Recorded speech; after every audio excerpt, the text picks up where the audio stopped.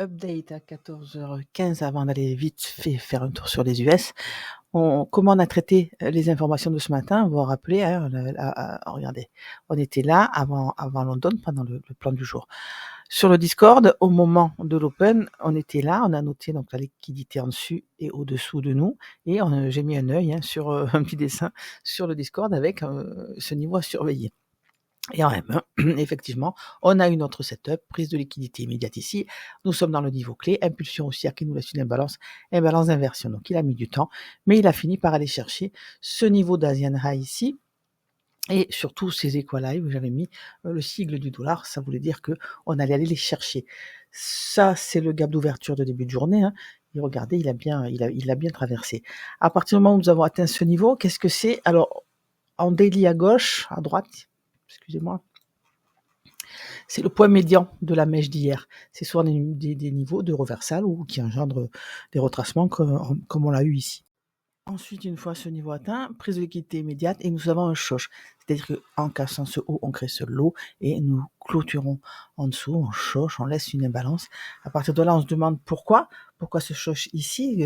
C'est peut-être le début d'une grande fourchette de négociation, d'une petite.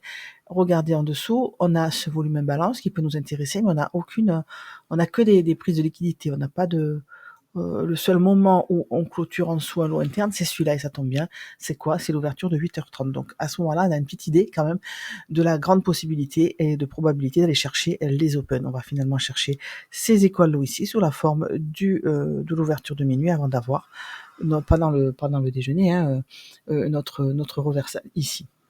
Comme la semaine dernière, nous sommes vendredi, et le vendredi après-midi, on clôture la bougie weekly, on clôture la mèche inférieure ou supérieure. Aujourd'hui, ça va être cette mèche inférieure ici que l'on fabrique, donc je me méfierai.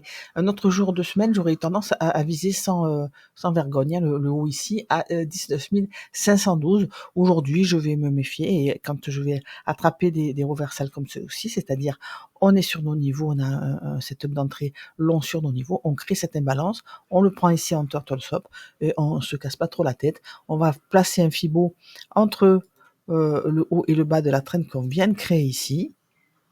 Voilà, et puis vous voyez qu'on a atteint une première fois l'équilibrium, une deuxième fois. Je vais voir comment on traite ce gap d'ouverture de début de journée, et j'aimerais bien moi que dans l'esprit de tous les jours, c'est-à-dire où on serait resté aussi, je vais voir comment on traite la prise de ces étoiles low ici et par la même occasion le point médian de notre gap d'ouverture de début de journée. Donc on constate que cette imbalance baissière ici n'a pas été fermée, on n'a pas réussi à clôturer au-dessus, et au moins à la fermer, à clôturer sur ce niveau-là. Et en dessous de nous, on n'a pas d'imbalance haussière, hein, donc c'est possiblement une petite fourchette, on peut retourner chercher nos niveaux. Donc en M1, on a prise de liquidité immédiate ici, puisque là on n'a rien créé, on a cassé ce haut, on a créé ce bas, on a clôturé en dessous.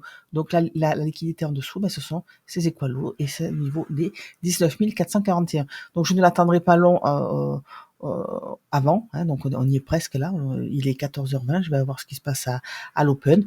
Néanmoins, j'ai une petite entrée un peu en dessous là sur mon compte, je l'ai pris pendant l'heure du déjeuner. En espérant j'ai juste misé quelques points de retracement, c'est parce que je l'ai vu, mais c'est rien de fou. Donc on va passer sur les US.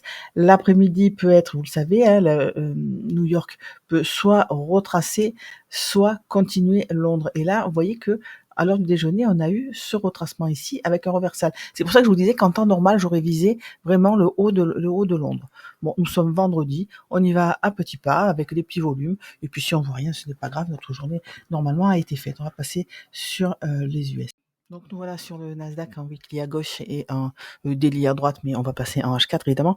À gauche pour vous montrer que si ce haut a laissé un haut non manipulé sur le Nasdaq, en dessous sous le S&P, et sur le dos on l'a pris déjà.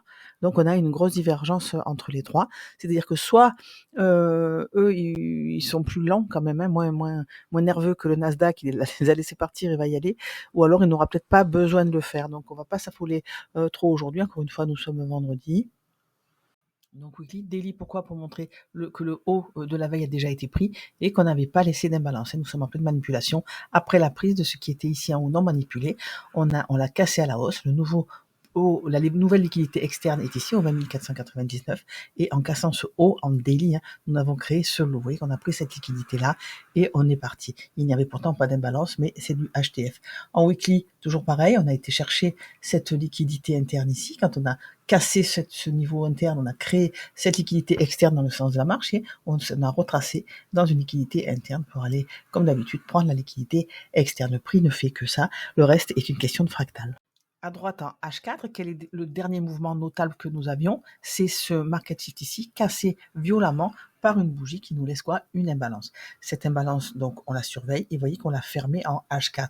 Donc, c'est une inversion d'imbalance H4. Au-dessus de nous, qu'est-ce que nous avons comme liquidité? Cette petite imbalance ici, nous sommes en train de la travailler, et cette liquidité interne suivie de celle-là, la liquidité externe étant celle-là.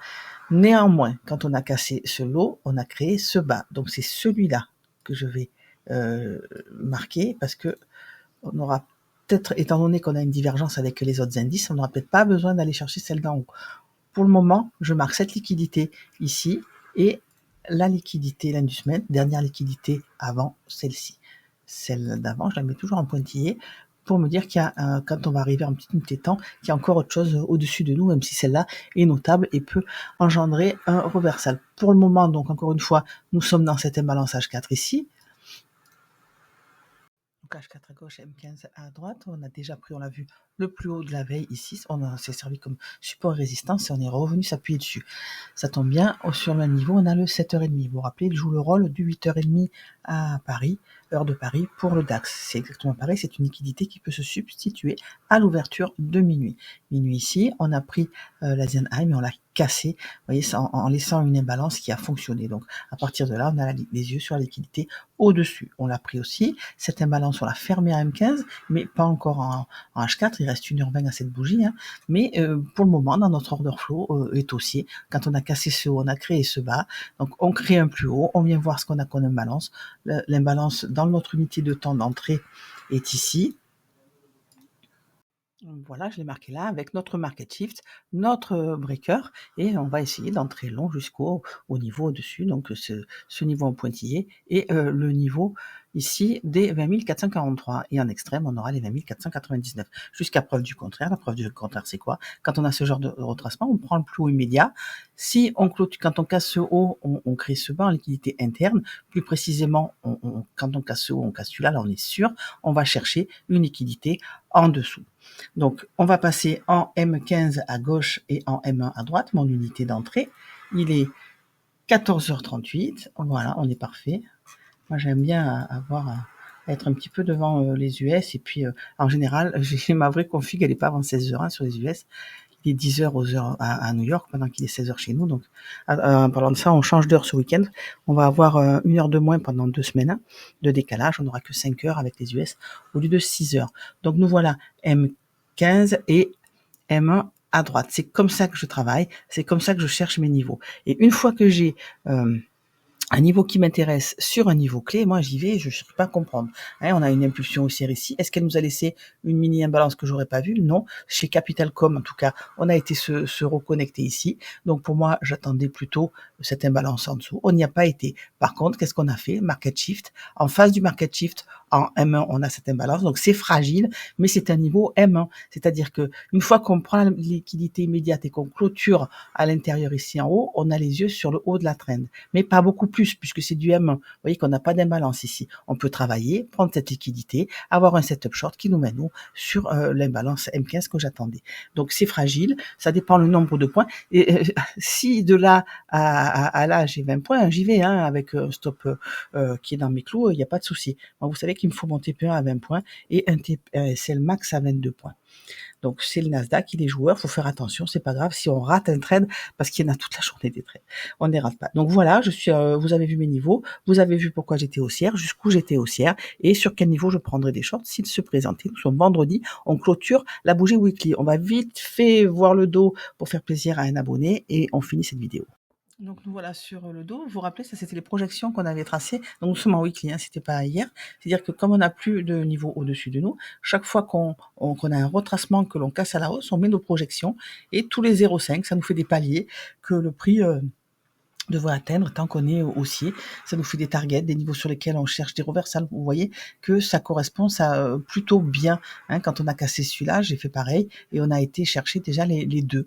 Voilà, tous les 0,5, c'est des niveaux qui réagissent en général à cumuler avec quand on crée de la liquidité externe. Vous voyez, c'est une petite confluence, surtout quand on n'a rien au-dessus de nous. Donc voilà le constat, on a laissé cette imbalance comme d'habitude, on crée une liquidité externe, on retrace, on cherche à savoir ce qui se passe dans la liquidité interne et en weekly, on n'a pas clôturé sous le point médian pour l'instant de cette imbalance. En H4, la fractale du weekly, on a créé ce plus haut. Quand on a cassé ce plus haut, on a créé ce plus bas. Impulsion baissière, à ce moment-là, on avait les yeux évidemment sur le haut de l'imbalance, cette liquidité, sur son point médian qui correspond à cette imbalance-là et sur son lot.